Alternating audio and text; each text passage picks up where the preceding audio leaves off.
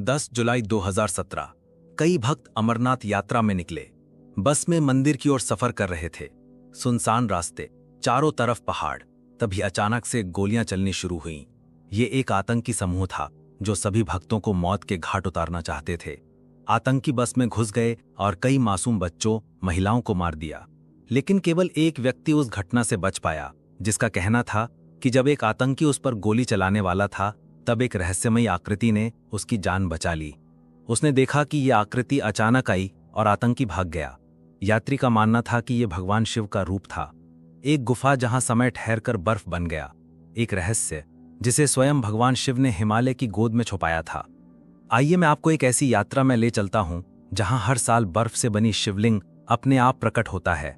हर साल एक खास मौसम, जब एक निश्चित आकार और ऊंचाई का एक भव्य शिवलिंग, जिसे हिमलिंग भी कहा जाता है। क्या है इसके पीछे का राज? आखिर क्यों भगवान शिव ने इस गुफा को अमर कथा माता पार्वती को सुनाने के लिए चुना था? क्यों वे चाहते थे कि कोई ये कथा न जान सके? कई सालों पहले किसी व्यक्ति ने गुफा के अंदर चुपके से कैमरा लगाने की कोशिश की। तब उसे ऐसा क्या दिखा जो आज भी वैज्ञानिकों के लिए चर्चा का विषय है? इस घटना के बाद गुफा के अंदर क्यों कोई मशीन काम नहीं करती? क्या ये किसी शक्ति की ओर इशारा है? जो गुफा 12,756 फीट की ऊंचाई पर बसी है, इतनी ऊंचाई जहां सांस लेना भी एक चुनौती है। कैसे दो कबूतर बिना कुछ खाए कड़कड़ाती ठंड में रह सकते हैं? आखिर क्या है अमरनाथ में बैठे उन दो रहस्यमय कबूतरों का रहस्य? क्या ये कबूतर वास्तव में अमर हैं? क्या किसी ने इन कबूतरों को कभी देखा है? क्या यह सत्य है कि एक मुस्लिम चरवाहे ने इस गुफा की खोज की थी? क्या है अमरनाथ में मौजूद शेषनाग झील का रहस्य? क्या उस झील में अभी भी शेषनाग वास करते हैं? और अगर हां, तो ऐसी कौन सी चीज है जिसकी वे रक्षा कर रहे हैं? जिस गुफा के अंत तक कोई नहीं जा पाया, कहा जाता है कि इस गुफा के अंत में एक ऐसा द्वार है जो दूसरे लोक में ले जाता है। हम उन रहस्यों के बारे में बात करेंगे जो आज भी अमरनाथ की गुफाओं में छिपे बैठे हैं। ये यात्रा रहस्य और रोमांच से भरी हुई है। तो अगर आप इस चैनल पर नए हैं तो वीडियो को लाइक करके चैनल को सब्सक्राइब जरूर कर दें और कमेंट में लिखें हर हर महादेव। हिमालय प्रकृति का वो अनमोल रत्न जहां कई रहस्य जैसे कैलाश पर्वत और केदारनाथ स्थित हैं। प्रकृति का वो अनमोल रत्न जहां हर चोटी, हर नदी और हर गुफा एक कहानी कहती है। इन सबके बीच एक ऐसी गुफा जहां शिवजी ने तप किया और माता पार्वती को अमर कथा सुनाई। पिछले 30 सालों में अमरनाथ में 14 से ज्यादा आतंकी हमले हो चुके हैं, लेकिन हर साल 5 लाख से भी ज्यादा भक्त भगवान शिव के दर्शन करने आते हैं। अमर कथा एक ऐसी कथा जिसकी आवाजें आज भी उस गुफा की हर दीवारों में गूंजती हैं। कहते हैं जब सृष्टि की शुरुआत हुई तब भगवान शिव और माता पार्वती के बीच एक अनोखा संवाद शुरू हुआ। अमर कथा की शुरुआत होती है हिमालय राज की पुत्री माता पार्वती से। भगवान शिव और माता पार्वती तपस्या में लीन थे। एक दिन माता पार्वती ने भोलेनाथ से प्रश्न किया, प्रभु, आपके गले में जो नरमुंडों की माला है वो किसकी है और आप अमर कैसे हैं? शिवजी ने मुस्कुराकर उत्तर दिया, ये माला तुम्हारे और मेरी अमृता के हर जन्म की है। ये कथा है जो किसी को नहीं सुनाई गई है। ये सुनकर उनके मन में इच्छा जाग उठी उस रहस्य को जानने की, उस कथा को सुनने की। पार्वती मां ने शिवजी से आग्रह किया कि वे उन्हें अमर कथा सुनाएं। शिवजी जानते थे कि ये कथा अत्यंत गूढ़ और शक्तिशाली है, इतनी शक्तिशाली कि कोई असमर्थ व्यक्ति इसे सुन ले तो उसका पूरा अस्तित्व ही बदल सकता है। ये ज्ञान सृष्टि के मूल रचनात्मक सूत्रों से जुड़ा हुआ था। जीवन, मृत्यु और पुनर्जन्म की गुत्थियों को खोलने वाला ज्ञान। भगवान शिव ने निश्चय किया कि इस कथा के लिए एकांत स्थान चाहिए, जहां ना ही कोई देवता हो, ना ही कोई असुर, ना कोई पशु हो और ना ही कोई पक्षी।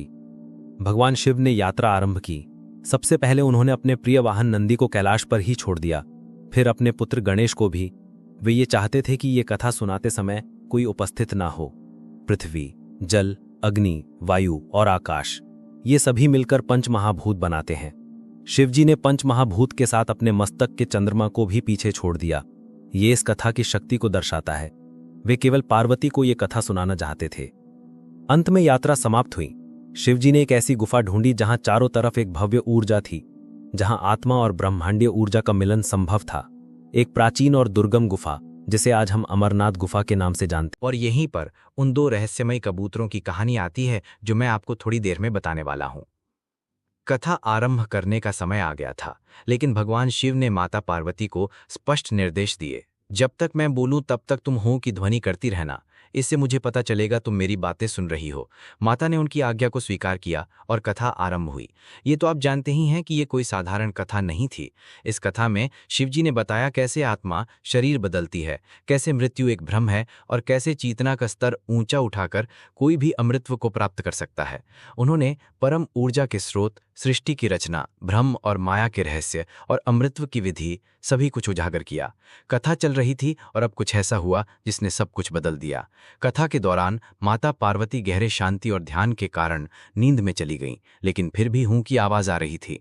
शिवजी को यह विचित्र प्रतीत हुआ। उन्होंने देखा कि पार्वती तो विश्राम कर रही हैं और एक कबूतर हूं की आवाज निकाल रहा है। ये देखकर शिवजी क्रोधित हो उठे और तलवार लेकर उस कबूतर के पीछे भागे।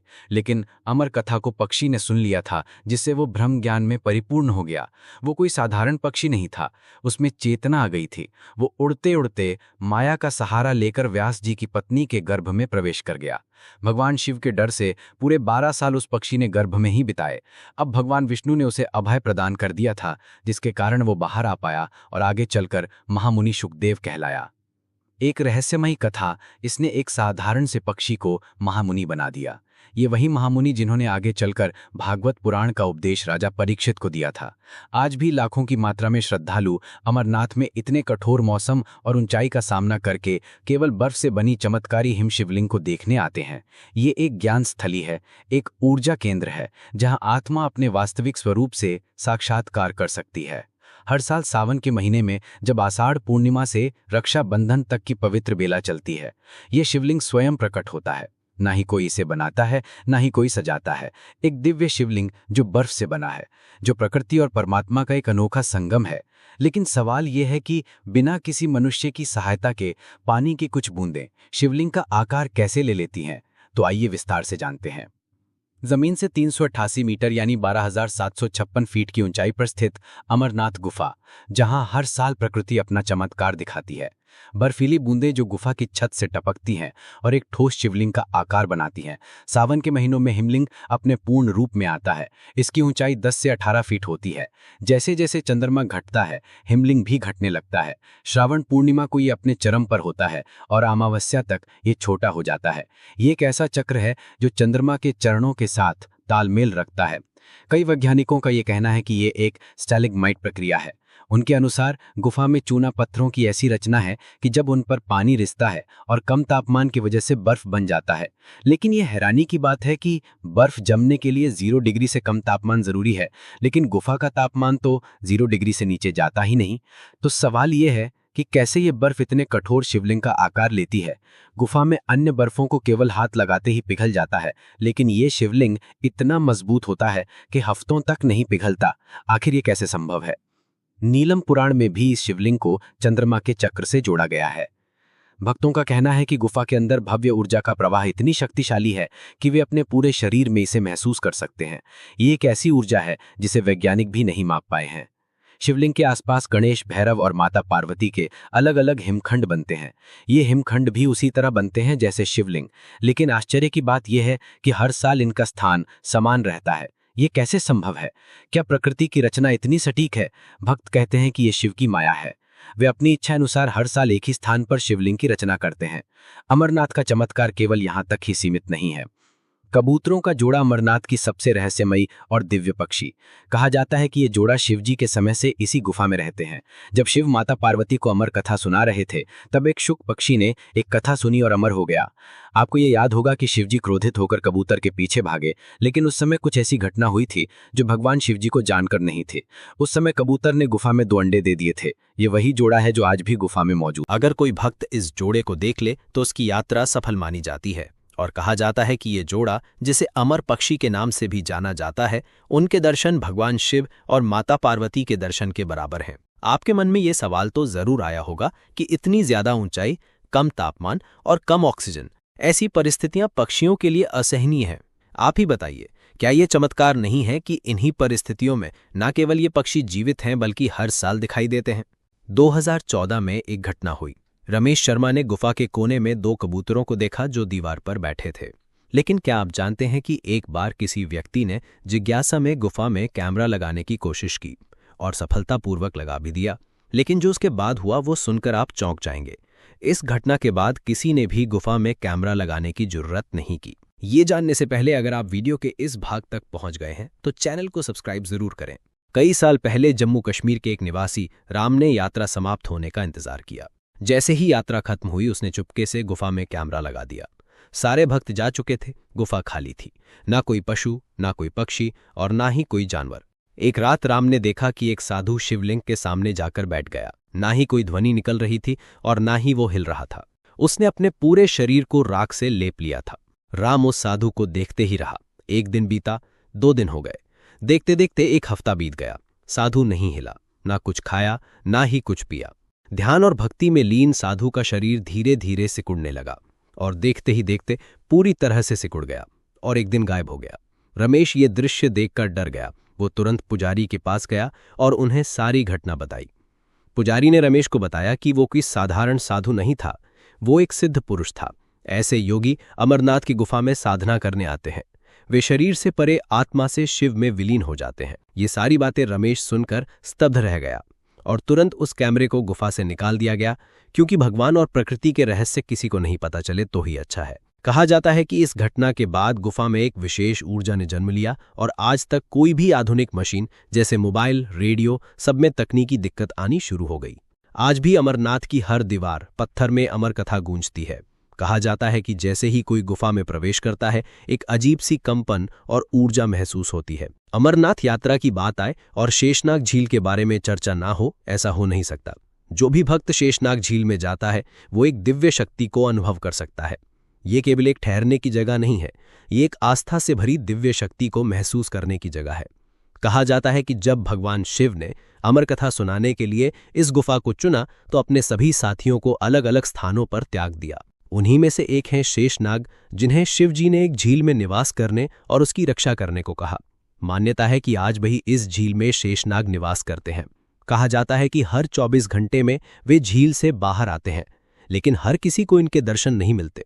केवल वही भक्त जिन्हें शिव जी की कृपा प्राप्त होती है, उन्हें ही शेषनाग के साक्षात दर्शन प्राप्त होते हैं। झील की गहराई करीब 250 फीट बताई जाती है। होने के बावजूद झील का पानी नीले रंग का होता है, न कि सफ़ेद या पारदर्शी जैसा आमतौर पर होता है। ये नीलापन इस झील की सबसे रहस्यमयी बातों में से एक है, जिसे आज तक विज्ञान भी पूरी तरह नहीं समझ पाया। ये झील 1 किलोमीटर लंबी है और इसके चारों तरफ ऊंचे ऊंचे पर्वत हैं। मान्यता है कि ये सप्त आरसियों का प्रतीक माने जाते हैं। 15,000 फीट की ऊंचाई पर स्थित ये झील इतना भव्य लगता है मानो स्वर्ग धरती पर उतर आया हो। कहा जाता है कि इस झील को स्वयं नागों ने खोदा था ताकि वे यहाँ निवास कर सके। कई भक्तों ने 5 शिरों वाले शेषनाग के दर्शन भी किए हैं और ये दर्शन उनके जीवन का सबसे अलौकिक पल बन गया। कई योगियों का कहना है कि झील के समीप ध्यानमग्न रहते समय कोई बड़ी सी दिव्य परछाई हमारे ऊपर आ जाती थी। शेषनाग झील कोई सामान्य झील नहीं है, ये भगवान शिव की अमर कथा से जुड़ा जीवित रहस्य है। एक ऐसा स्थान जहां आस्था, प्रकृति और पौराणिक कथा मिलकर चमत्कार रचते हैं। यहाँ की हवा, पानी और वातावरण में एक ऐसी शांति है जो आपके मन को शांत और भगवान शिव के करीब ले जाती है। क्या आपने कभी शेषनाग झील को देखा है? अगर हाँ, तो कमेंट में अपना अनुभव मेरे साथ जरूर शेयर करें। शिव खोड़ी गुफा, जो जम्मू कश्मीर के रियासी जिले में स्थित है, एक ऐसी जगह है जो अपने आध्यात्मिक और रहस्यमय पहलुओं से शिव भक्तों को आकर्षित करती है। ये गुफा लगभग 200 मीटर लंबी और 1 मीटर चौड़ी है। ये गुफा भी अमरनाथ के रहस्यों का एक बड़ा हिस्सा है। मान्यता है कि इस शिवलिंग के ऊपर एक पवित्र जलधारा गिरती है जिसमें औषधि के गुण हैं, और कहा जाता है कि इस जल से स्नान करने से सारे मानसिक और शारीरिक बीमारियां खत्म हो जाती हैं। गुफा की दीवारों पर अन्य प्राकृतिक आकृतियां भी हैं, जैसे देवी पार्वती, गणेश और नंदी, जो इसे और अधिक पवित्र बनाती हैं। कहा जाता है कि इस गुफा का एक छोर सीधा अमरनाथ गुफा तक जाता है। ये कोई सामान्य मार्ग नहीं है, इस मार्ग को बंद कर दिया गया है। कई साधुओं ने इस मार्ग से अमरनाथ गुफा तक जाने की कोशिश भी की, लेकिन कभी कोई लौटकर नहीं आया। ये भी कहा जाता है कि ये स्वर्ग में जाने का मार्ग है। गुफा तक पहुंचने का रास्ता संकरा है, जिसके कारण कोई आम इंसान इस मार्ग पर नहीं जा सकता। एक और कहानी है जो बहुत प्रसिद्ध है। कहा जाता है कि जो भी व्यक्ति शिवलिंग के दर्शन करने के बाद गुफा के और गहराइयों में जाता है, वह कभी लौट कर नहीं आता। कई घटनाएं सामने आई हैं जिसमें बहुत से भक्त लापता हो गए। मानो कोई शक्ति है उस गुफा में जो अजनबियों को अंदर आने से मना कर रही है।